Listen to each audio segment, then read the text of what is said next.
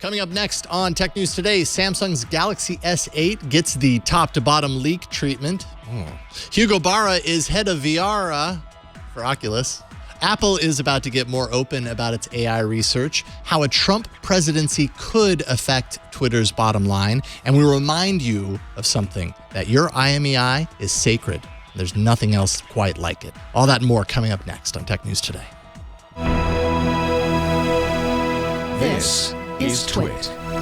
Bandwidth for Tech News Today is provided by CashFly at CACHEFLY.com.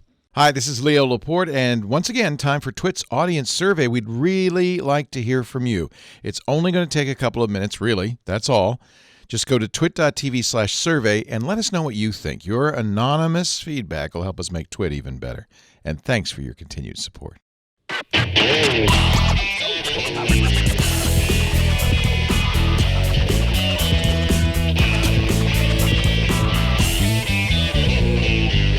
This is Tech News Today, episode 1692, recorded Thursday, January 26th, 2017.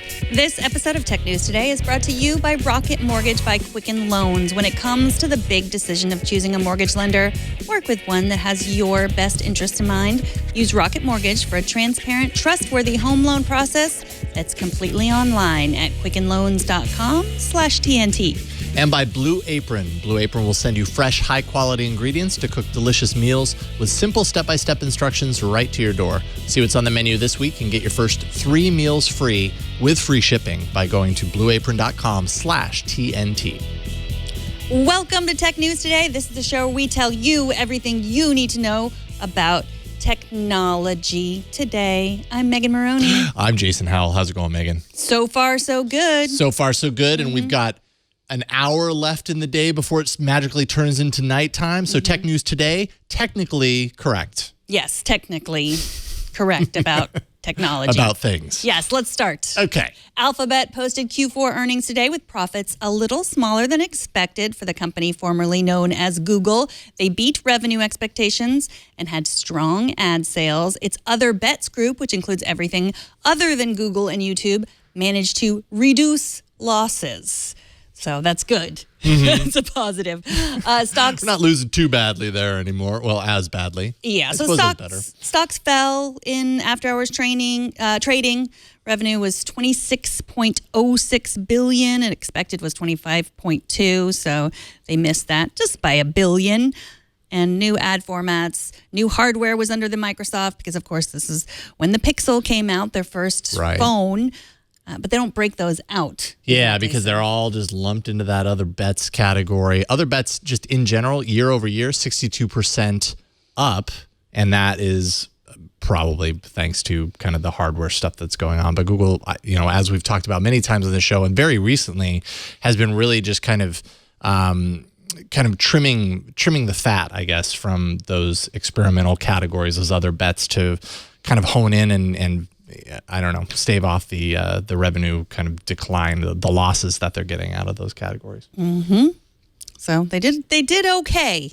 Sundar Pichai actually spoke in the earnings call, and I thought this was kind of interesting. He downplayed voice search because voice search integrated into a lot of things. They're focusing on it more, as a lot of these major companies are right now, especially in devices like Google Home and voice search in your phone and everything like that. So it's a really nice feature, and they're encouraging. Obviously they're encouraging people to use this more and more. But Pichai mentioned about voice search. He says, essentially, the growth in voice search is unlikely to include advertising in the long run, which advertising is Google's bread and butter specifically. So they've got this effort that really, in the grand scheme of things, advertising in the way that they've monetized a lot of their other efforts around search, not as likely to hit on the voice search side of things. So he says that's more of an opportunity than a challenge, but that is something that they're a little concerned with at this point. That makes sense. Now, are you on your Google Home? Is there any advertising there on anything that you? No, there really isn't at all. What about deals, partnerships? Are there any? If you want to order a pizza on the Amazon's voice search assistant, then it's only Domino's. So you say, order me a pizza, and it knows that's a deal with Domino's. There's nothing like that I know of yet. And, Home is still very early compared to Amazon Echo. They've released some updates to it, but nothing like that. Like they a couple of days ago released capabilities built in for controlling thermostats like Honeywell, which, yay for me, I can now control my thermostat with my voice. But nothing along those lines where they might make any sort of, I don't know. Do we know if Amazon makes any portion of those pizza sales? Oh, yeah. I'm sure they have some, I don't know if it's per sale of pizza. They earn a slice with every pizza. It's per pie, not per slice. But no, I'm sure that I'm sure that Domino's paid a lot of money to be the only one that you could order pizza. Yeah. And Burke kind of made the point that, the advertising in voice search, there it is, and I'll summarize it. But essentially, advertising in voice search wouldn't be necessarily the best kind of experience. Let's say if I was talking to my home and suddenly it was like, well, we actually think that voice search ties in nicely with blah, blah, blah, it started reading me an ad, like I would want to throw the home out of the home, basically. Yeah, but I think that's what we thought in Google searches. That's what we thought in internet searches in the beginning too. That's true, but I feel like it's a little different because I can choose not to look at it. With voice, and when it's just something coming through a speaker, you're forced to listen to it. And I guess we accept that in things like radio. We accept that in things like podcasts. Obviously, that's what we do. For example, what we're doing right now. But when it's a digital assistant that I'm bringing in and I want to interact with to enrich my life and in ways that kind of improve things, like read me my calendar or whatever. If I do that and I've paid X amount of dollars for it, and then suddenly out of nowhere, I'm forced into this experience where I have these ads being read to me because Google wants to make more money off that platform, that would certainly diminish my desire to use it. Microsoft also reported its earnings today for its Q2 2017 fiscal quarter. It beat both on expectations as well as surpassed the same quarter last year with revenue of $26.1 billion. Analysts had expected $25.3 billion in revenue for the quarter. The company's Azure cloud business was a very big reason for the positive results. That saw a 93% increase in revenue for the quarter. Microsoft did note that its more personal computing category, that's the category that covers things like Windows, gaming, search, and devices, saw a decline of 5% in revenue to $11.8 billion. And obviously, Microsoft's phone revenues continue to be really bad, down 81%. And Surface, actually, because Surface has been kind of like a positive on recent previous earnings reports. Here it's down 2%, so kind of slowing down a little bit. And also the LinkedIn, that acquisition ended in December, so that was the first time that was fully factored in. So that was full disclosure, sponsor on the network. Oh yeah, yes. Yep. Thank you for saying that. PC sales, they fell 5%. That's not. Was that part of Surface, or PC is separate?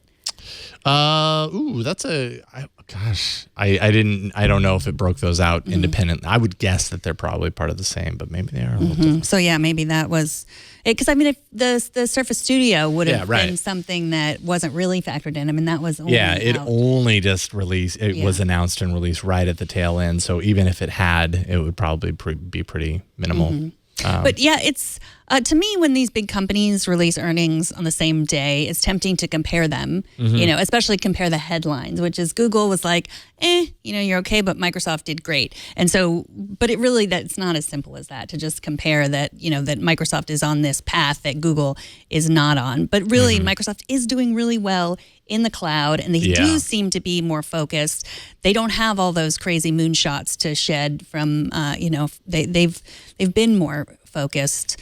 And Surface is really just, I think it's doing well, and will continue to do well. So it certainly has a lot of good momentum in mindshare, and the benefits to the hardware that they've rolled out in the last couple of months. They've made a lot of improvements and captured a lot of people's attention, I think, and that'll probably show itself more in 2017 than it did at the tail end of 2016. VentureBeat has published leaked photos of Samsung's Galaxy S8, which they say is set to launch on March 29th. The photos show two models with 5.8 and 6.2-inch QHD Super AMOLED screens. VentureBeat also says the new phone will include Bixby, which is Samsung's smart assistant. And some leaked cases online also show that the phone will include the S Pen. That wasn't from VentureBeat, but some other sources showed that. So then what would differentiate the S8 from the Note? Because the Note is usually the one that has the S Pen. If this also had it, that would be a big deal. And I'm not really seeing it in these leaked photos. So if that happens, then maybe there would be a change somewhere along the line. This, by the way, was written by Evan Blass, EvLeaks on Twitter. Very well-known leak source. Leaker always sounds weird, but yes, very, very popular on Twitter and very good track record of covering leaks and having good sources on this type of stuff. Moving the fingerprint home or the home button / fingerprint button from the front to the back, that's a big deal for Samsung. They've never had that on the S8 on the S series. That's always been a very kind of very, very indicative of that brand. And so moving it to the back is a really big shift. It's the biggest shift we've seen in our lifetime. Oh, yeah. It's monumental. I don't mean to be sarcastic, but when sometimes you're looking at all this stuff and you just see how in-depth someone's gone into the fact that you've moved the fingerprint sensor from the front to the back. Having just spent the last 2 weeks for the first time using the fingerprint sensor on the back, it is like for a minute you think, whoa, this is weird. And then it's basically the same. It's basically the same. You get used to it though. Like I prefer it on the back. For some reason, when I pick up the phone, your hand's already there instead of having to pick it up and then do something extra on the front. I've noticed that. That's what I do with your phone. Yeah, I guess so. I always pick up my phone like this. The thumb is perfectly in place for the Apple knows exactly what I want. That is always what I do. Yeah, I mean, Samsung. Yeah, you're right. When it comes to kind of the specs war and everything, it's all little moves and everything. But I don't know, to take something that's like visibly identifiable and pretty much characteristic of all of the Galaxy phones. Yeah, that's a big deal. It says something about Samsung's kind of analysis around its product line and being okay with kind of changing something that's been a big characteristic for all of its devices prior. And is the S7 USB-C? The S7 is not USB-C. But we think this one is going to be USB-C. Yeah, this one appears to be. And it would make sense. The Note 7 was the first of their top-of-the-line premium devices to be USB-C. They came out with the Gear VR viewer, the updated Gear VR viewer that works with USB-C as well as the traditional, the previous USB standard. So I would be very surprised if this came out not USB-C. I think they've already kind of dedicated themselves to that. Why is USB-C better?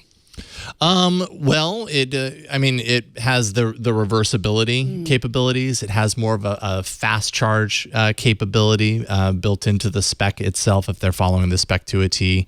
And it's the next big thing. and Google has basically come out and said this is, the standard going forward on Android devices. So you all should really do this and get on board. There's a number of technical reasons behind it, but it also is going to have a headphone jack, apparently. Yeah, it has USB-C. It could pass this through USB-C, but no. Apparently it's going to have a headphone jack. So I give Samsung another year before they hop on board with everybody else. Unfortunately, I think that's the trend. Earlier this week, Russ Pitts and Russ was on the show. We discussed Hugo Barra, who's Xiaomi's VP of International. He had announced that he was leaving the company to move back to his home in the Bay Area from China. And now we know why. Mark Zuckerberg, Facebook CEO, announced that Barra will become Facebook's VP of virtual reality. He'll be heading up the Oculus team. Barra said he's looking ahead to building the future of immersive technology with the Oculus team. Apparently, Hugo Barra is a longtime fan of VR as a platform. He's been doing a lot in phones. Obviously, prior to Xiaomi, he was with Google and was a very public face with Android. And so I don't know. Like I almost look at this and I see A, opportunity, and B, the chance to kind of if you've spent the last 10 years of your life devoted to smartphones, like this might be a fun kind of alternative direction to go, especially if VR is, as they believe to be, the next major computing platform. Absolutely. And if you were watching the video version or if you looked at the Facebook post today, you will see that they made the announcement with the Oculus telepresence app, so that they're drawn in like a cartoon, Hugo Barra and Justin Mark Zuckerberg. Timberlake, obviously from NSYNC era, right? That's Justin Timberlake, or is that supposed to be Mark Zuckerberg? I'm pretty sure that's supposed to be Mark Zuckerberg, but Yeah, I think that we should do the show through Oculus's telepresence app. Therefore, we can get as old as we want. I never have to wear makeup or brush my hair or buy any new clothes, and I could just always look like Justin Timberlake, for example, if I wanted to. Seriously, it looks like Justin Timberlake. I put the link in for you, Brian. You're probably already looking for it. But NSYNC era Justin Timberlake and Mark Zuckerberg in VR garb, pretty much the same thing. Maybe if you see it. So to get back to the no, this is actual important. story. This is the most important part of the story. So the idea, I mean, with him coming and having so much experience. Okay, let's show the Justin Timberlake. All right. See? Yeah. Okay, we can move on now. Now that the picture is on the screen. All right, thanks. Okay. He does have so much experience with smartphones, so we do think that this is a big move beyond headset VR, beyond big Oculus Rift VR into smartphone VR and AR, of course, and beyond. It's exciting. I also wonder what's become of Palmer Luckey. Like, I think maybe they're never keeping hear from him. that guy I know. I anymore. think they're keeping him in a closet somewhere. He's like bound and gagged. Like, do not say anything else, Palmer. Yeah, I mean, and that very well could be true. He had some very public issues last year that a lot of people did not care for him much for. You can go ahead and look it up if you want to investigate that. They say that they gave him a new role in the company, so maybe the new role is hang out in this closet and don't say anything. Or like the HBO Silicon Valley, like he's gone to the roof. Yes, he's permanently in the server room. But yeah, it will be interesting to see what's next. Yep. Bloomberg says Apple is joining the Partnership on AI, an industry group focused on best practices to help prevent the robot apocalypse. Google, Amazon, and Facebook are already members of the consortium, and Apple could announce its involvement this week. We here believe that Apple's change of heart is on joining the partnership, which they did not before, is due in large part to the hiring of Ref Salakudinov from Carnegie Mellon. They also published their first public paper. Apple does not like to share, but they really need to if they want to be a part of the AI revolution. And I joke about the robot apocalypse. I like the idea that we have an organization devoted to best practices as we move forward. Yeah, I mean, many, Mark Zuckerberg might think that the next major computing platform is virtual reality. Many others, and he would probably agree also, is that artificial intelligence is a major platform going forward and has the possibility of affecting many things, including employment and jobs and all that kind of stuff that we've talked about many times.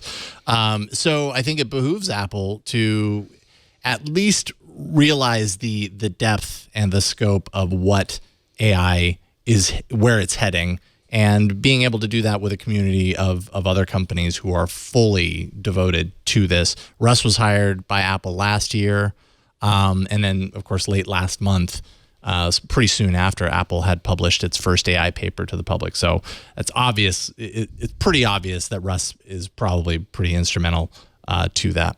Mm-hmm. And I mean, Apple, they were ahead of the game with Siri. They were the first to release a voice assistant that really depended on AI, and then they fell behind. Everyone laughs at Siri now. So I think this is good for them to share more and be less Apple-like. So. For sure. Mm-hmm. After the break, Alex Kantrowitz is here to talk about Twitter and Donald Trump.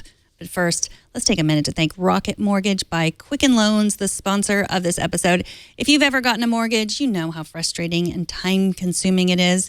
Do you want me to show you how to lift that burden? I know you do. Try Rocket Mortgage. When it comes to the big decision of choosing a mortgage lender, it's important to work with someone who you can trust and who has your best interest in mind. With Rocket Mortgage, you'll get a transparent online process that gives you the confidence to make an informed decision. Don't waste time searching through stacks of paperwork. With Rocket Mortgage, you can securely share your financial info to get a mortgage approval in minutes. You can even adjust the rate and length of your loan in real time to make sure you get the mortgage solution that's right for you. So whether you're looking to buy a home or refinance your existing mortgage, you can lift that burden of getting a home loan with Rocket Mortgage. Skip the bank, skip the waiting, and go completely online at quickenloans.com/TNT. That's quickenloans.com/TNT. Don't forget to add that TNT on the end. That way they know that we sent you to them. They are an equal housing lender licensed in all 50 states, NMLS consumeraccess.org, number 3030. And we thank Rocket Mortgage by Quicken Loans for their support. All right, so we talk a lot about the long-term viability of Twitter as a service. The company has made a lot of changes in recent months to improve, or at least attempt to improve, its user growth. One thing is very clear right now, that less than 1 week into the new Trump administration, we see that Twitter is actually playing a huge role in helping President Trump's cabinet get its message out to the people. Joining us to discuss what this type of attention could mean for Twitter's bottom line as a company is Alex Kantrowitz from BuzzFeed. How's it going, Alex? Going well. Thank you for having me. It's great to have you here. So first, let's start with something easy here by highlighting a more traditional way that Twitter normally tries to pull people in, adding new features. Tell us a little bit about the changes to the Moments tab that they announced today. So Twitter is changing Moments to Explore. That doesn't mean that Moments is going away. It's just going to have a little bit less real estate in that tab. Twitter tells me no staff layoffs on Moments, same volume, but it's now going to share the tab with a list of trends, search, and at times live video. Okay, so this is kind of a way that, you know, Twitter has done this a lot throughout the course of at least the middle to the end of last year, really kind of trying to tighten up the experience, clarify it for users. Hopefully it takes some of the confusion away from new users and brings people in. That's the traditional approach. Another way is to get influencers on your platform. And dare I say, the Trump cabinet might be some of the biggest influencers on the service at this point. Explain why you say on BuzzFeed that this is the first Twitter presidency. Well, I think it's interesting to see that this administration is looking at Twitter not just as a publishing tool, which I think is largely how the Obama White House looked at it, but as a listening tool as well. You see both of Sean Spicer's first two press conferences, when he walked in to speak with the White House press corps, they started off with Twitter. The first one, he talked about tweets he didn't like. The second one, he said, hey, I've been checking my mentions over the weekend, and I might not be the most popular press secretary of all time. You also know that they've been monitoring the tweets of the National Park Service and had them actually temporarily suspend activity on the platform because they thought it might have been hacked after it was retweeting photos critical of President Trump's crowd size at his inauguration. So I think that we're seeing Twitter play a role. Of course, Donald Trump wields his real Donald Trump handle with skill, and he continues to tweet fairly often. But the listening part, I think, is interesting, just showing how much influence the platform has from as a feedback channel for this new administration. They're watching it very, very closely, and what's said on Twitter really matters in terms of the way his country is being governed. Yeah. So let's talk a little bit about those Twitter accounts that have gone rogue. The National Park Service, like you said, the EPA, NASA. It's hard to tell who's for real, who isn't. Some people are saying that these new Twitter accounts, if they are from people that work for the government, that this is an act of civil disobedience. Can you talk a little bit about that? Yes. Well, to be honest, I haven't spent much time trying to verify exactly who was behind those accounts, so I can't really comment on that specifically. But I will say that it's interesting watching these pop up. You know that the National Park Service account was followed by over double the amount that the official National Park Service account was followed by. So I would say that that's a pretty interesting situation. Even in light of all this attention, like obviously Twitter is probably receiving more kind of focused attention, more people following what's happening on the platform right now than in a very long time. Even in light of all of that, you point out that Twitter's practically flat on the New York Stock Exchange since the inauguration in particular. Why wouldn't Wall Street respond to this focused attention that it's getting right now? People making the news, being on Twitter doesn't change the fundamental promise of that platform, which is it's a place where you can watch the news unfold in real time. The people that were interested in watching the news unfold in real time are going to be on there, whether Trump is on there, whether Sean Spicer is on there, or whether they're not. The people who are willing to watch the news on TV or read about it in the New York Times and don't need to know what's happening in the moment aren't going to gravitate to the platform no matter who's on it. So it doesn't change the fundamental promise of the platform. It's remained around the same amount of users that it has. Even if it goes up to 350 million users, which would be a nice jump, it's not going to change the platform fundamentally from what we have now. So is that to say that really Twitter, in order to kind of achieve its goal of increasing monthly active users and everything, is just to continue doing the boring stuff, rolling out updates and features that hopefully pull people in? I mean, part of me feels like this is opportunity, right? For Twitter as a company, when you've got this kind of focused attention, how do you benefit? How do you make sure that you benefit from that? Because so many, it's in the conversation every single day, and it's such an integral part of that conversation every single day. How does Twitter as a company kind of make sure that it benefits from that? Is that even possible? I've been saying for a while now that Twitter's just got to accept where it is. Like, it's gone through the various stages of grieving. It was at denial, where it told everybody, hey, we could be this big company. Then it went into anger, where everybody said, hey, where are the users? Then it went to bargaining. Okay, we create moments. We do live video. Maybe people will come now. But I think at this point, safe to say, Twitter is what it is. It's not terrible. 300 million people use it. It makes over $2 billion a year. But it's time for Twitter to go to the acceptance phase and say that's what we are. And I think the fact that it built its expectations up so high and Wall Street bought it was good for a while. But it's clearly come back down to earth. And I wouldn't expect any miraculous user jump to happen anytime soon, which isn't necessarily to say it's a bad thing. Right. They're still going to be vital in the conversation. It's just a matter of what your expectation is for the company. So as we started this conversation with the fact that Donald Trump has been using Twitter, his people on his cabinet have been using Twitter and talking about Twitter.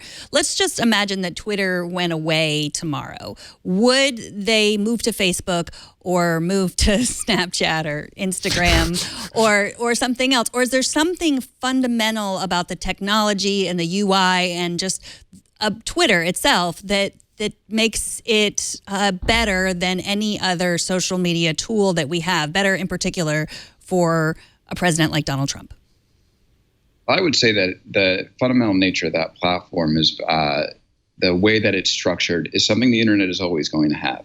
So if Twitter went away tomorrow, you would still need a real-time feed that would allow you to check in with what's happening right now. Facebook has made these moves saying, okay, we're going to become more newsy. And it didn't really work out all that well for them, given the fact that they ended up in the fake news scandal that we just saw they're working their way out of at this moment. Mm-hmm. But yeah, there's always going to be a Twitter or a Twitter-like entity on the internet. And if Twitter went away, a new Twitter would take its place, and that's where Donald Trump would hang out, because it is a place to get your message out without a filter and have it boom across the internet very quickly. So I think that you can count on Twitter being around for a long time and continuing to be used the way it is. You can't really get the job done on Facebook or Snapchat the way you can on Twitter. Yeah, I would say that it would be silly if things moved over to Snapchat, but then I never saw this coming. And so you never know. Look, I'll just say, don't put your bets on Snapchat. It doesn't seem like that's going to be the one that's going to take over. Look, Facebook's able to copy Snapchat. It has a bigger user base, and it can sell advertisers ads within it with better data. Facebook can't copy Twitter. So I would say if you're going to bet on one or the other, I'd bet on Twitter. But here's the thing. One of the fundamental differences between Snapchat and Twitter is that you can see the people that look at your story on Snapchat, but there's no way to like or give people thumbs up. There's not just that constant feeding of your ego, which I will say I think is important to some people on Twitter. Maybe it's important to me. Maybe it's important to Donald Trump. I'm sure it's certainly a part of the equation when you're doing a social network in general. Twitter makes that very beneficial, like makes it very obvious to you. And I imagine that's a big pull for a lot of people who use Twitter. That's all there is to say about that. My final question is about advertisers on the platform. Is there any kind of, with any extra eyeballs that might be attracted to Twitter as a result of everything that's going on right now? Is there any extra energy behind advertisers on the network? Yeah, there is. Digiday this week had a story that said that advertisers are giving Twitter a second chance.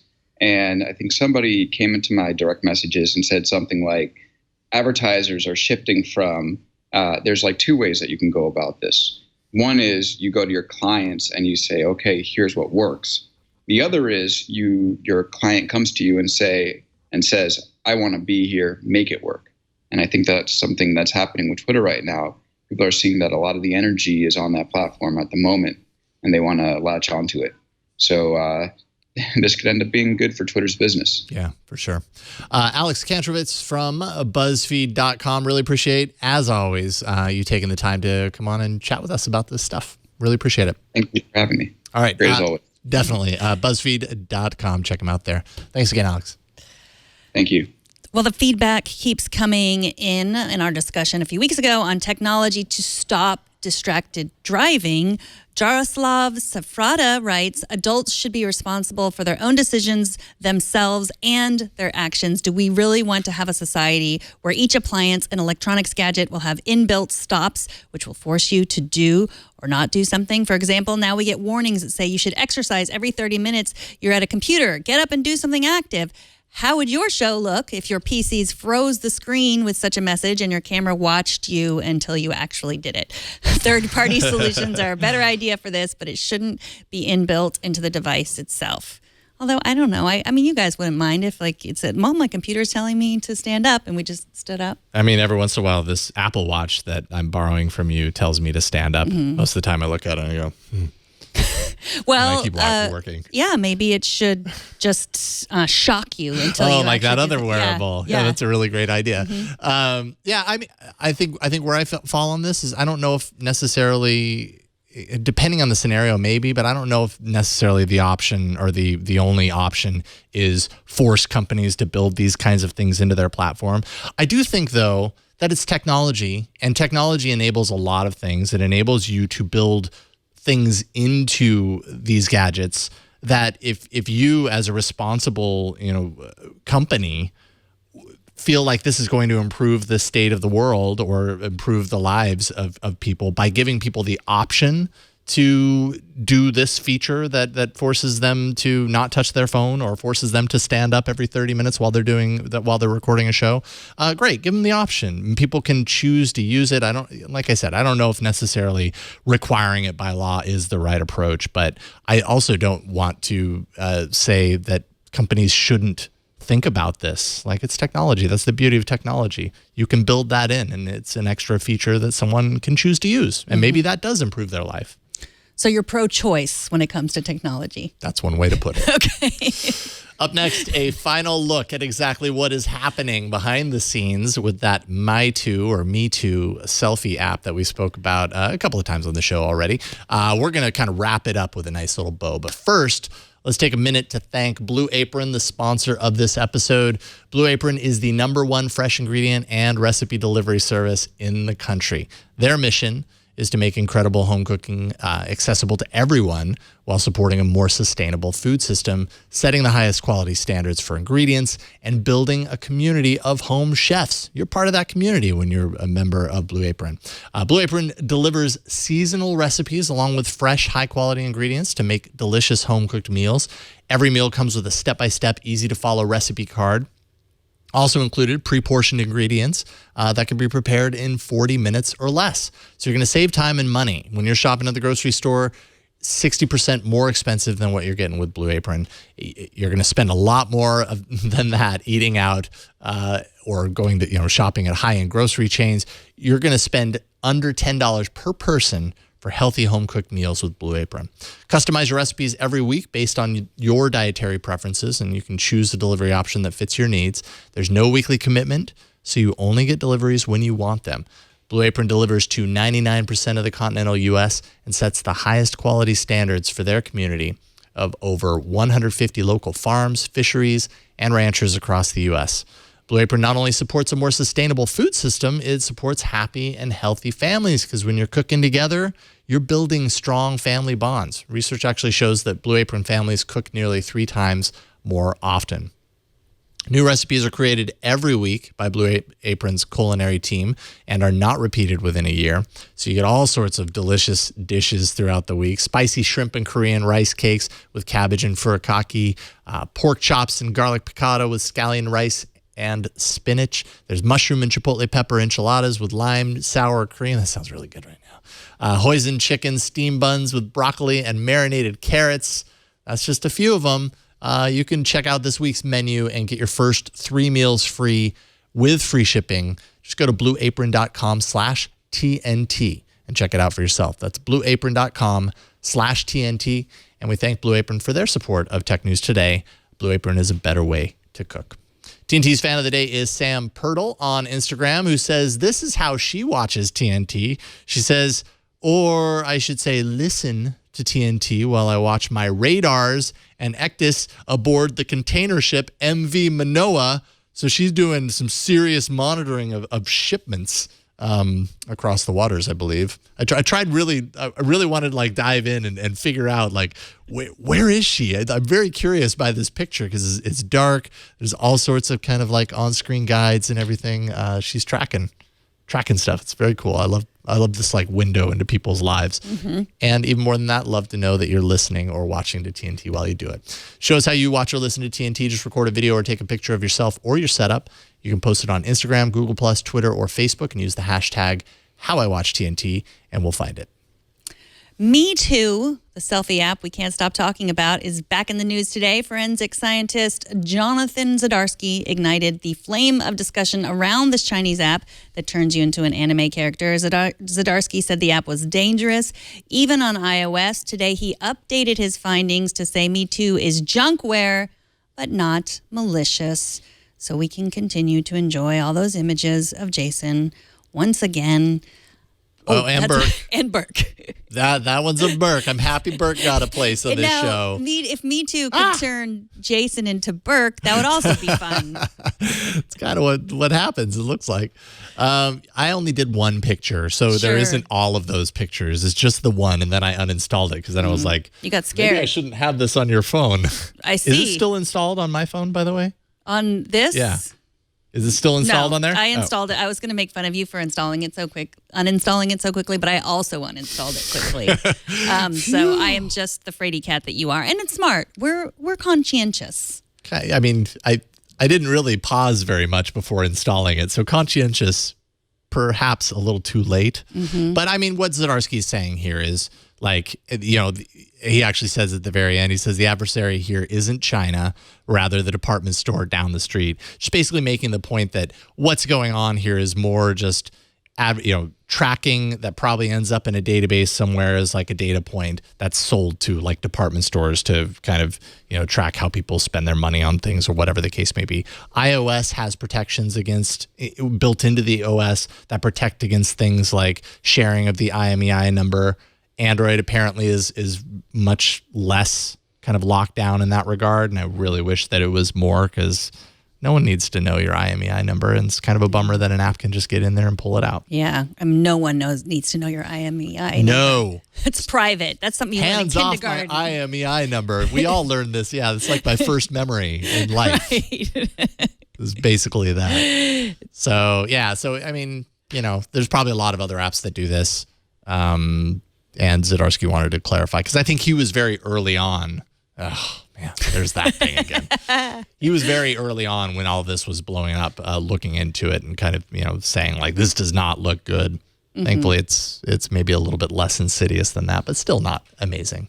Yeah, I mean, I think there's a line between being careful about what you download, and then I think there is a tendency to just like Twitter shame people. Right. Like, yeah. Check this out. This is what you just did. Yeah. I did get a few of those. Yeah. But that's okay. Hey, people are trying to keep us safe. TNT records live every Monday through Friday at 4 p.m. Pacific, 7 p.m. Eastern, midnight UTC at twit.tv/live. You can be part of the show by emailing us at tnt@twit.tv. You can leave us a short voicemail at 260-TNT-SHOW, and you can find us on Twitter. We're at Tech News Today TV.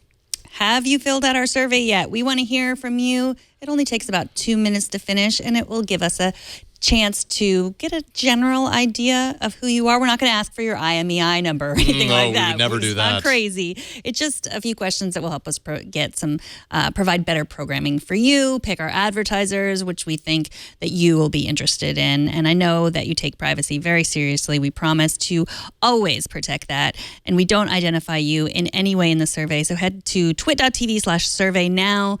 And then if you want to subscribe to the show, you're very close to twit.tv/TNT. Just head over there and subscribe, and then tweet at me. I'm Megan Maroney. Make sure and let Megan know that you subscribed. Tweet at her on Twitter, and then you can tweet at me and let me know so that we're all on the same page here. I'm at Jason Howell on Twitter. Thanks to our technical director, Brian Burnett. I'll pass the word to you, Brian, when I get those tweets. I'll forward them to you. I'll also forward them to Burke here in the studio, who helps and is represented by this Dell computer with an Apple logo on the front of it.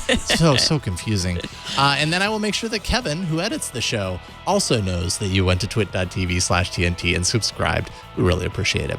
Thanks to you for talking tech with us today. We'll see you all tomorrow. Bye, everybody.